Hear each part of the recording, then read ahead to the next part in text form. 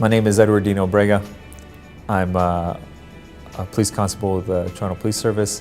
About a year and a half ago, I was diagnosed with a cancerous tumor in my spinal cord, which has left me paraplegic. Currently in recovering from rehab, I was given less than a 10% chance of ever walking in, but I'm trying to defy the odds and get back up on my feet. So after injury, I went back to work. After about 10 months, I went back to 14, which was my division where I was working. And now I've been transferred to police college and to learning development and standards section. And I've been working towards getting back on my feet. I said that within the first year I'd be running. I think I overshot just a little bit, but I'm working towards being up on my feet as much as possible. The service has been great. Going to the medical advisory board, they facilitated me coming back to work when I wanted to. They were very cautious to make sure that I came back on a limited schedule at first until I can build up my kind of tolerance or my ability to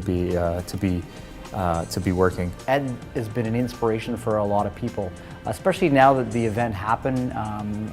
That's a big downturn for someone who is so fit, and as an aspiration for a lot of people to be like Ed. Then when he comes back, to work so hard at his recovery, the same passion that Ed put towards his training and his kickboxing as he was a professional, he's putting that into his recovery, and it's an inspiration. And for somebody to come back from such an injury who can't even walk, and then pass his fitness spin test with above 90%, that's pretty amazing. I think it's kind of different when you first return. Everybody sees, first of all, the wheelchair is hard to get over, so everybody sees your disability. But really quickly, when my humor and the camaraderie with my friends at work just took over, and I just became another regular staff member. I really didn't want people, going out of the way to open doors for me and stuff. I can do everything myself, and I think that's an important aspect of seeing anybody with a disability, to see, not to see the disability, to see the person. People with disabilities face a variety of issues, and it's something that I think we all kind of take for granted. You think you can understand, but really it's very different.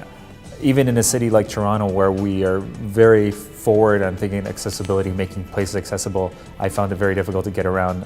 Wintertime, in particular, will just stop me in my tracks. Some days I can't leave the house at all. It's given me a different awareness. Part of my new responsibility as an instructor here, and one of the sections we teach, is disability awareness. Being in this position, gives me a unique perspective of being a police officer, but also having a very visible disability.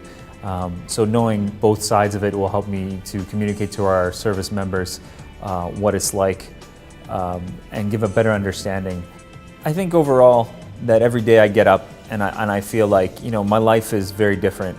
And one thing I never do is say, why me, or worry about the downsides. I only think about the positive, and I only worry about where am I going, what's next.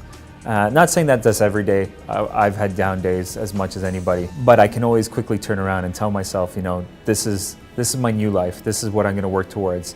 I might not be able to ever get back to the way I was, but my life is still going to be great, and I'm still going to be able to do great things. And being able to stay with the service and feel valued has been very important to me.